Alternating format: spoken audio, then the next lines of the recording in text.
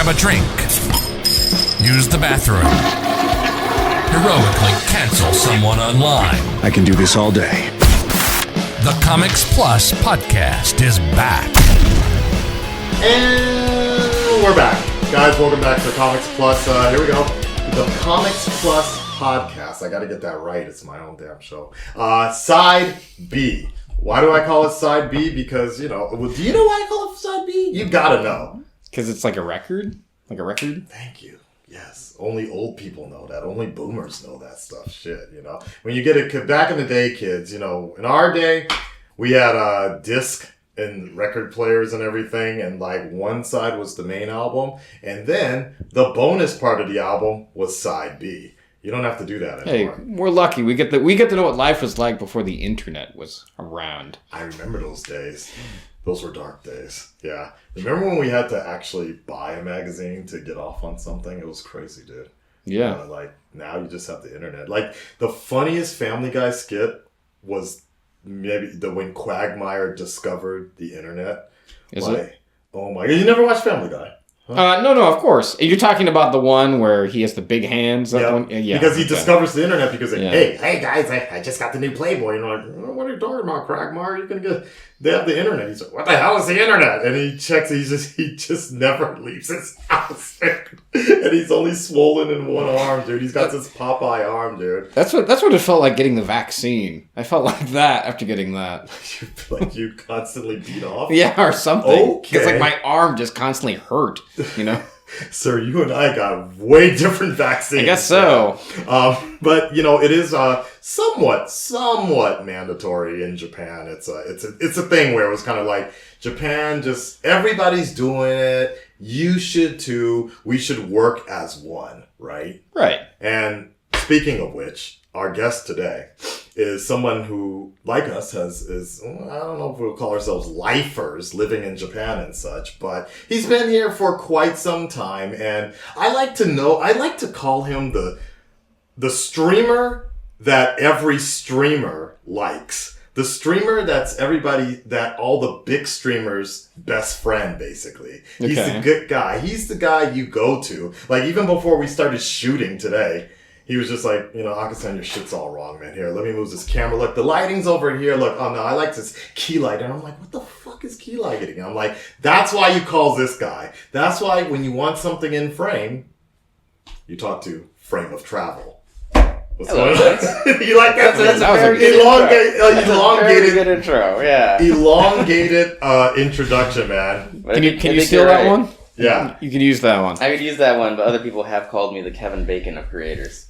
The 6 degrees of Kevin Bacon. Yeah. I see. Everybody just knows me for some reason. I mean, that's funny if it was like 20 years ago. Yeah. I would have gone with Steven Spielberg, Zack Snyder, Michael Bay. I mean, maybe not Michael Bay, but Yeah. Visionary. The Christopher Nolan. Okay. Christopher Nolan of streaming. That's an upgrade for sure. There you go. Even though he hates everything streaming. So, yeah. Does he really? Yeah. Oh my God. Really? He wants to destroy Netflix. Yeah. Oh wow. Good luck. Yeah. He's so. Well, they'll do that already with the advertising. Yeah, Netflix is doing it to itself already.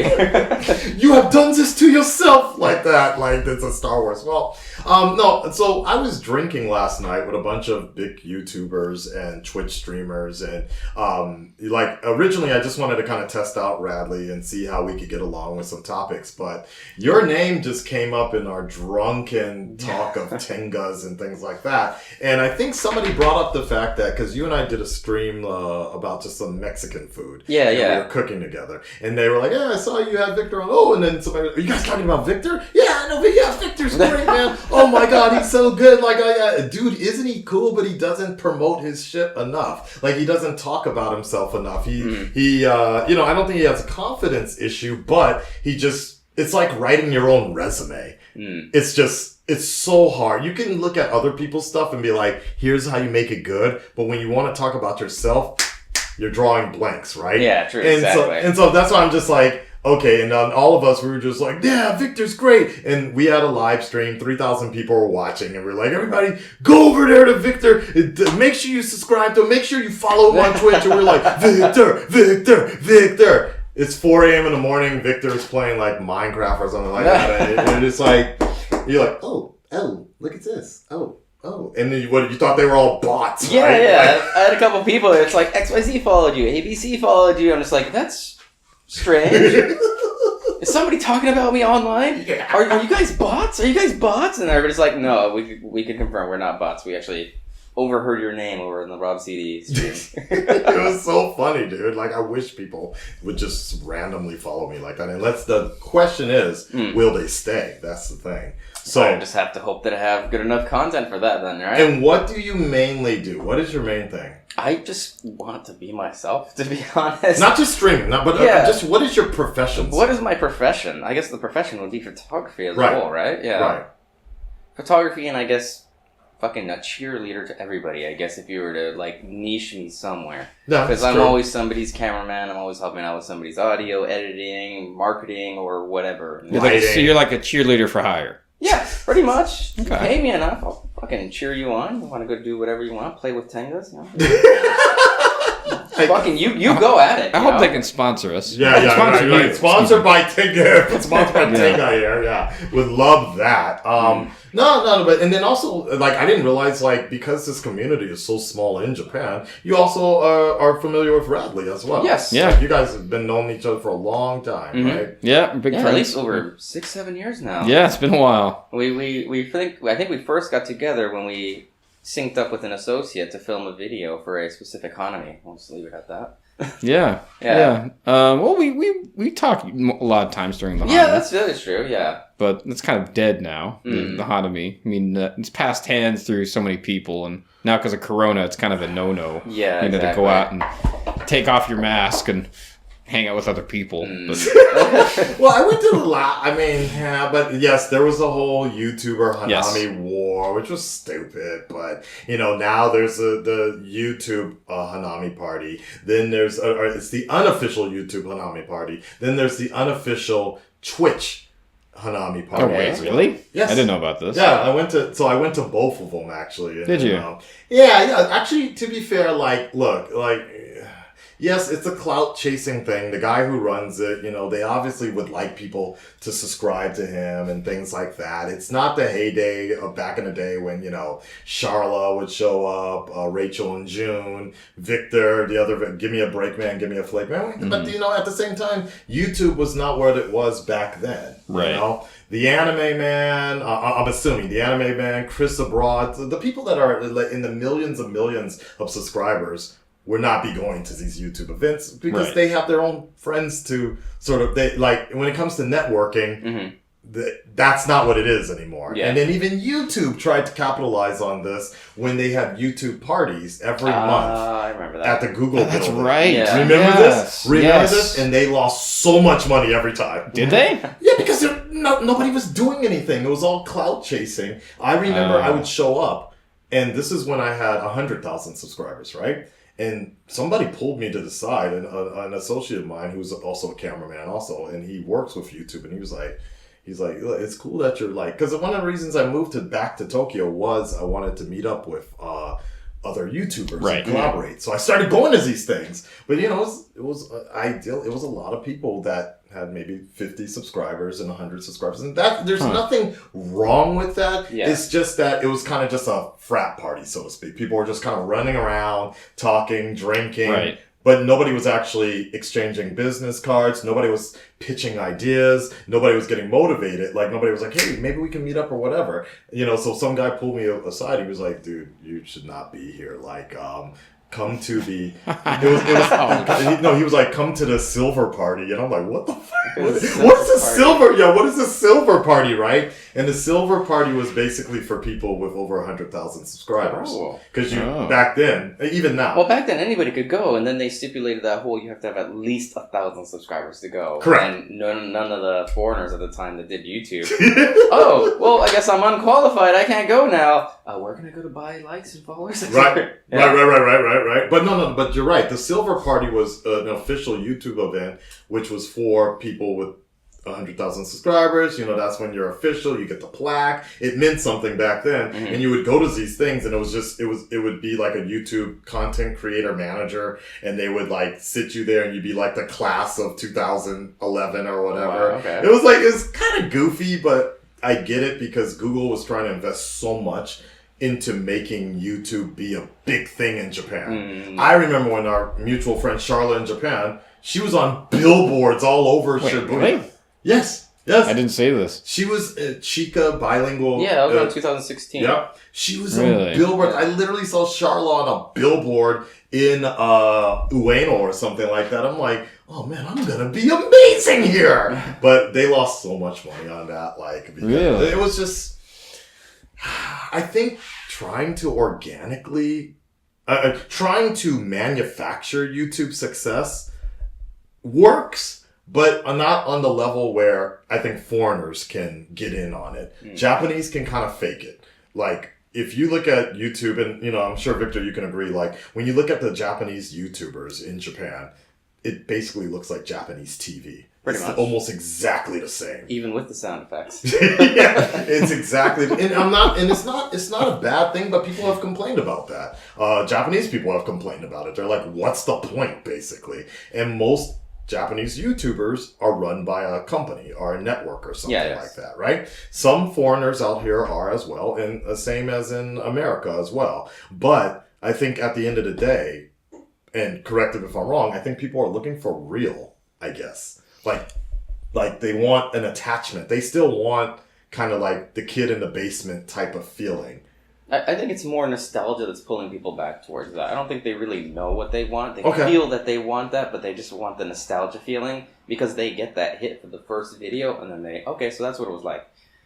Well, back to whatever I was watching before. Back to this 45-minute trivia video about, I don't know, butterflies swimming into the ocean or something. What do you think, in your opinion, especially? So you've been in Japan for how long? I've been in Japan for like over 10 years or so. I've been watching YouTube pretty much since like 2007. Okay. Yeah. And so what do you feel the YouTube is now? Yeah. I don't know. I stopped watching everybody that was big and just started focusing on my own stuff. Okay. I just watch it for like science documentaries and any new like expansions into space and like new discoveries. I'm a nerd by heart, so I just watch all these like a lot of tech stuff. A lot of this tech stuff, right? Yeah. In regards to like my friends, of course, I still stay subscribed to them, but it's just like if they're showing off, like, hey, look how beautiful Yokohama is. I'm at this festival. I'm like, I've been there like 7 times. Cool. Nice.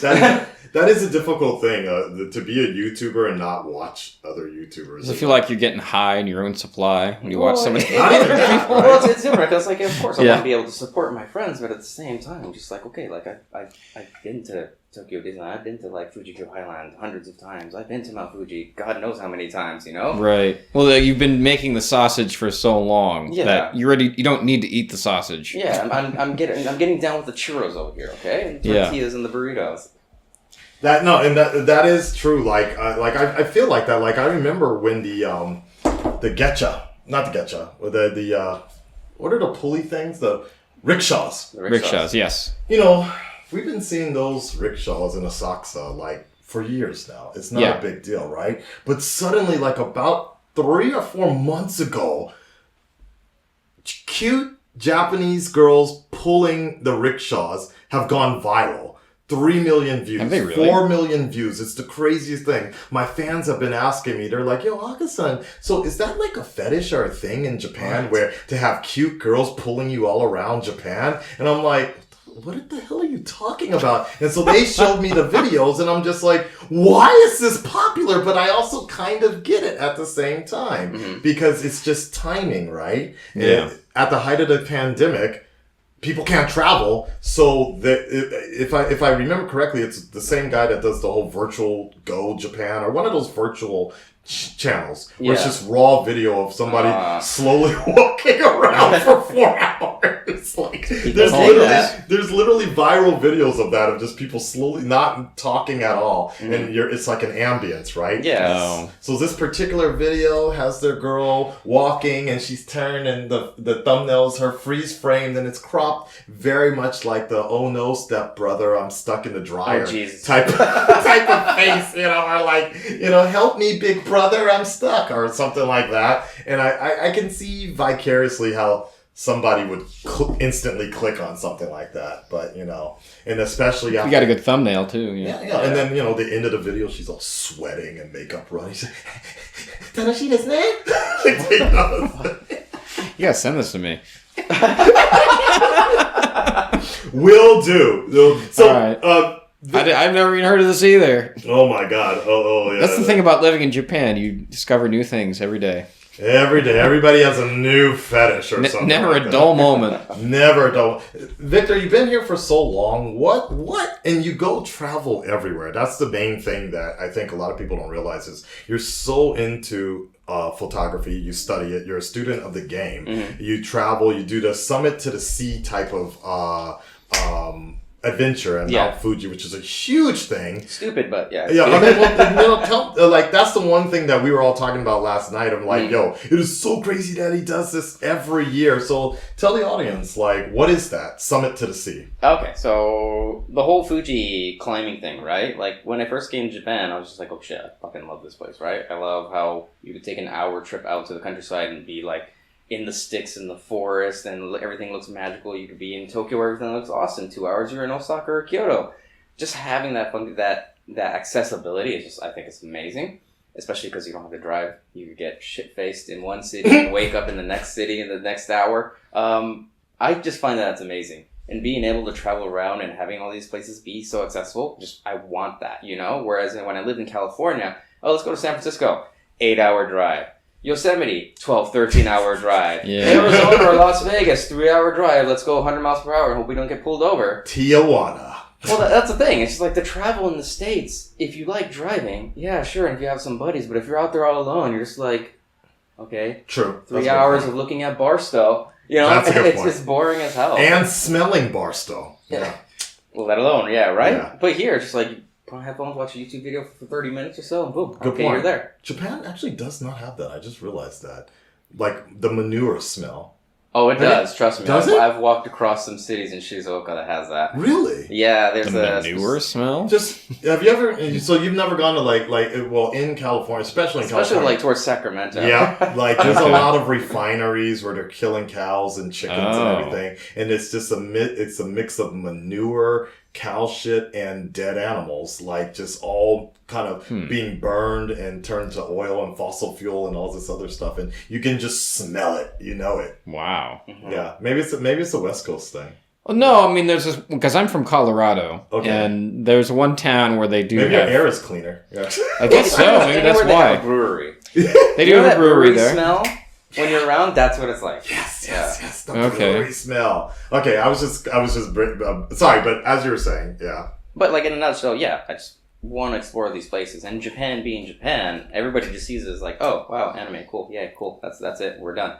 But there's so many differences within culture. If you go all the way down to Okinawa versus all the way north to Hokkaido, you have the Ryukyu Kingdom and the people that came from there. You have the Ainu, etc. Every single area in Japan has a different type of culture, and I think that's amazing to explore because people just see Japanese is Japanese. Yeah. But there's so many different varieties with cultures depending on each area, depending on which shrine has an amazing history compared to this other shrine, and just finding that out. It's you kind of feel like Indiana Jones, where you're just hey, 2 hours in this path, in this forest that nobody really knows about is this shrine that's covered in moss that nobody's been in 100 years. Yeah. Yeah, you find this stuff. It's crazy, right? That is legit. Yeah. Right? It's between you and Rob, I'm just how do you guys find this new stuff all the time? I'm kind of disgruntled, to be honest. I don't know what it is about Tokyo, but I feel because I have everything in Tokyo, I don't need to go out more. Mm-hmm. When I was living in Fukuoka, I used to go out all the time. We went to Nagasaki, Kagoshima, Sakurajima. I used to make all these trips on Golden Week. It is Golden Week right now. I'm doing a podcast. As it's recording. Yeah, as per this recording and everything. And I'm that's basically my entire event and going to Saitama for barbecue. That's about it. But, you find this stuff and you make it interesting. Watching you do it is interesting. If I ever would do it myself, probably not. I gotta admit, sometimes some of the stuff that I do, for example, walking from Tokyo to Osaka is insane, and I regret it at the time. But it's like, it's an experience that I could say, you know what, I pulled through. I know what that is, but explain what exactly and why is it so grueling to walk from Tokyo to Osaka? Dude, we just have it made. Could you imagine back in the day, these people walk with fucking straw shoes? Yeah. And here we are with like Nikes and like cushion pads and this and that. And then and we still don't do it. Yeah. We get on the Shinkansen. My punk-ass feet were torn up after the second day. I'm talking about I had my entire pad of my foot was a blister. How many miles? I don't know. It was 575 kilometers total. Okay. Which is our thing. But like by the end of the first week, that little pad of blister, which was nothing but like thick skin that was separated from the meat in my foot, had blisters going on the meat. Yikes. And it's funny because somebody was like, oh, so how many days did it take? I'm like, no, how many weeks did it take? 15 days. 15 days. Yeah. 15 days. It really wasn't that bad. And we went at a pace of like 40 kilometers a day. At worst, we did 60 kilometers. But it was like overall just the experience of knowing that like, through attrition, we could do this, and you went the old route, not even the new modern route. You went the old farmer. Well, to be fair, most of them are intertwined. Okay, right. Okay. So we're not talking about I'm doing any like Lord of the Rings adventures heading to Mordor, right?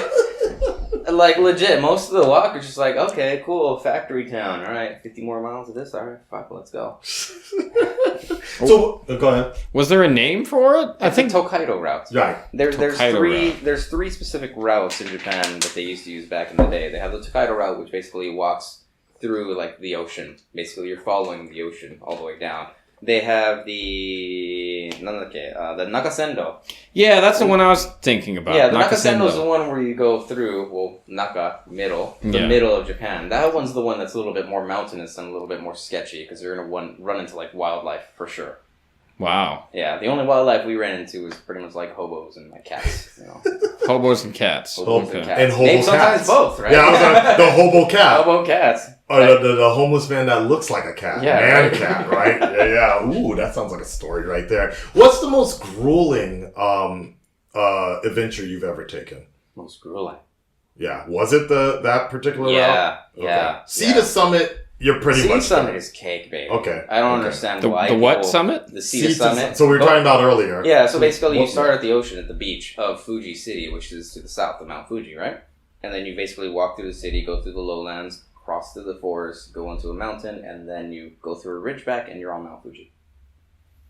You can do this in 24 hours. That's in 24 hours if you're fit, right? Why the fuck would you do that and suffer? I span it out between 3 days. Right? Day one, you hike 12 hours or so, but you chill at one of the mountain huts and you fall asleep. I get 10 hours of sleep. Wow, nice. You're nice and relaxed. Wake up early in the morning. You know what? I'm just going to chill, have some coffee and maybe a beer. Hike for maybe 4 more hours. Okay, now I'm at the top. You know what? I'm going to spend the night again. Sleep for another 10 hours. Wake up at 3. Sunrise. Cool. And then go home. A lot of people have this fantasy in their head that I'm like, gotta make it done. I got this ring, y'all. I gotta throw it down in the middle. Gotta do it. No, fuck that, dude. I take it nice and easy. I mean, it is Meanwhile, my ass is getting destroyed by Margit the Fallen in Elden Ring, and I'm just like, God, this is the hardest thing I've ever done in my life. I mean, I know people that are significantly more fitter than me, and they're just, I don't know how you do it, man. I'm like, I'm fucking fat. I got like the epitome of a dad bod right here, right? And I'm asthmatic. If I could do it and you can't, please. That's a good point. And you have my respect for that. Yeah. So the most grueling thing for you has been? The Tokaido, Tokaido was rough. I legit wanted to quit after the 7th day, but it wasn't for my buddy who I went with. I honestly would not have finished. Wow. How does it compare to the Nakasendo? I think it's pathetically easy compared to the Nakasendo. Really? Yeah, because if we're following the ocean doesn't really have that many mountains in the sea, right? So the Nakasendo is the one where you actually go through some elevation, and then depending on the time of year, you risk running into bears and wildlife. The worst being the Inoshishi, which is the boars. Because the bears will hear you, and then they'll be like, oh shit, I'm scared, run away. And the boars would be like, alright, Elden Ring time. I was picturing that right now. Yeah, that will mess you up. Wow. So, Victor, are you married? Married, yes. Okay. Yes. How long? Been married for a significant amount of time. Okay. Yeah. Because I was ever going to ask if you ever like mad hooked up while traveling or something like that. Like you find that local... You think anybody's gonna want to hook up with somebody who sports fucking Pokemon on their Sweater? Saying, you know, you gotta catch them all or something. You know, you just be like, yo, I'm a Pikachu in the shower or something like that. Nah. You know? No, like, I just was so mad. See, that was quick, right? Yeah, you like that. Yeah, there you go. I'll throw a Sonic one in there. There you go. You gotta make sure you write you a love song. Yeah. There you go. Yeah, I'm a Snorblower all over you. Yeah, there you go. You gotta throw a Sonichu one in there. Oh, God.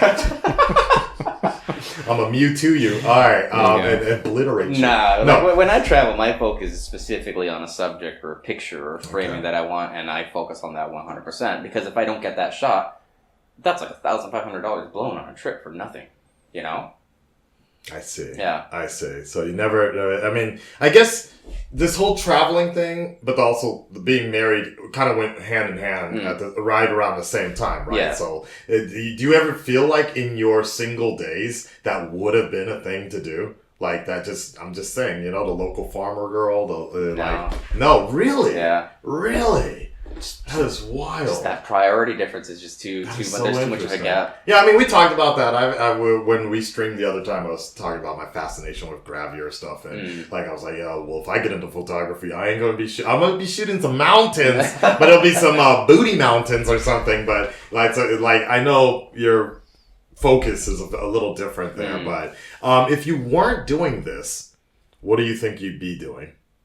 Pretty much what my full-time job is now. What is that? Working quality assurance, basically doing like automation and back-end work for APIs for companies out here in Japan or around the world. Is that what you started in when you came to Japan? That's my profession. That is my profession, yeah. When coming to Japan? Coming to Japan, yeah. Okay. It's just that when I came to Japan, I was working as a contract. I was full-time, but because they needed me out in Japan because of tax laws and all these employment laws, they're like, I know you're full-time, but in order to have you out here, we need to switch you to a contract. Right.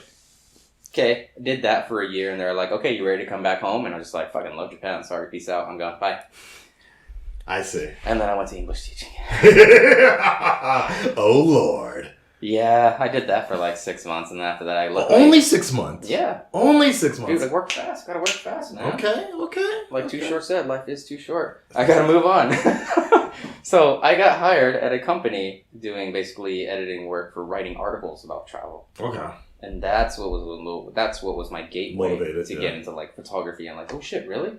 Because like one of my first assignments is like, hey, we need you to find 50 tourist spots for every single prefecture in Japan. All right, time to go on the web, hooking up with friends. Hey, where are you from originally? Oh, I'm from like Naga Prefecture. Oh, where are you from? I'm from this prefecture. What is cool to do in your prefecture? Okay, and that's how I did my research, and then I was the one that compiled this huge fucking list of over 1,200 spots in Japan that I wrote 500-word articles about.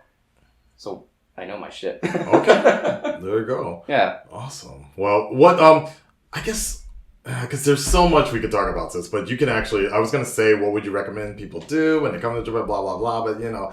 Like, they can jump on your stream and basically ask you that. Yeah, I mean, it's the whole purpose of frame of travel. And I think we discussed this before, where in a nutshell, it's just like, what is your frame of mind when you travel to Japan, right? It's whatever you make it, yeah. Exactly. You have people that want to go to the hip-hop houses, the reggae houses, which are actually pretty big in Shibuya right now, or the Anicore scene, etc. like that. They're hardcore. That's what they know. And the whole premise of frame of travel is for them to showcase that part of the world, to showcase to people that Japan is more than just Shibuya, Shinjuku, and Asakusa. I mean, there's big titty anime girls. I mean, big titty real Japanese girls that people could be getting into the gravure scene. It's making a comeback, baby. It's not just me, other foreigners. It's what you don't see that is the turn on. Anyways, Victor. So it's like Mormon porn turns you on then? Wait, is that really a thing? It's a what is it? It's when they get like pictures. It's when they get the Sears catalog and they cut away all the potential clothes and all you see is the skin. So I learned something today. You have a lot of homework here. We're gonna be sending you a lot of stuff for this. Yeah. So I know you don't like to promote yourself. I know you don't like to talk about yourself, but you got to talk about yourself. What if there's something you want to? Because I always said you need to do at least a small gallery for people to show up, and if not you talking about it, hiring somebody to handle promoting you and selling your stuff as in NFT, NTR, NRT, whatever the hell. Like, you want him to get into NFTs? No, I just wanted to mention NTR. Okay. that was my excuse. Okay. But my whole point, well, actually, Victor, frame of travel NTR. I'll have to talk to Aki Dearest about that one. What if you were to ever promote something? And then for the rest of this year, what is your goal, your focus right now? What is my focus? Yeah, what do you want to do? I want you to do a gallery. I want everybody. Yeah, I'd come to that. Yeah, your lightning scenes. I had and all one that. gallery way back in the day in Harajuku. Okay, I want you to do it again. Successful. Yeah, it's time for the 2022 version of it. You know. God, I don't know. But what else is there? You get your Twitch streaming. You know. I think the Twitch streaming is by itself. It's just me, just being me. I mean, most of the people that know me in real life know that like I wear my heart on my sleeve. So when I chat, it's just I'm not trying to sell anything. It's just like, hey, the fuck is up? Today either had a rough day or today I just came back from this trip and I just want to share these experiences with you. And I just want to make actual real connections. You know? Okay. That's it. Well, I guess then. You know what? No, here. I was about to say. I want to do cool shit with cool people. Okay, there you go. There you go. I mean, look. The Anime Man, not the name drop, but I will. Joey the Anime Man, Chris Abroad. You listening? Yeah. I'm just saying, Charlotte in Japan, Norm, Aka-san, Radley. This man is connected everywhere. This man, like I said, he's the streamer's best friend. You know, it's like, he's the guy we rely on. When I need technical help with my cameras, he's like, look, I'm going to give you a bunch of stuff. Oh, you don't have $3,000? Well, I guess save up and get good because you can't go under this level, buddy. Come on, Aka-san. Like, step your game up. I'm like, yes, sir. Thank you, sir. And that's the goal. So, you're the guy that we all respect. You're the go-to guy. Cheers. I appreciate that. Yeah, no, definitely, man. That's it. Guys, make sure, thank you for coming in today, by the way. I appreciate it. Our second guest in the can, baby. Yes. The podcast is done. Radley, right. thank you so much, man. No, it was pretty good, you know. Yeah. If you guys like what you saw here today, let me know how you found Radley to be like, because I want to bring him back, and I think we could continue. 5 stars. 5 stars. 5 stars. Yeah. We'll talk about Sonic porn and Mormon porn the next time. Talk about Sonic porn? It's fun. Yeah. Rule 34. You have no idea. I know some of those guys. I'm not joking. That's why you got to follow the podcast. Sonic fans, ladies and gentlemen. Thank you so much, KR Presents. Thank you so much for editing everything. Again, make sure you check out Frame of Travel. He's on Twitch. He's got an Instagram. He's going to have a gallery sooner or later. And hey, we'll talk to you on the next episode of the Comics Plus podcast. Peace. See you guys. Cheers. You've just witnessed the Comics Plus podcast. No! God, please, no! No! No!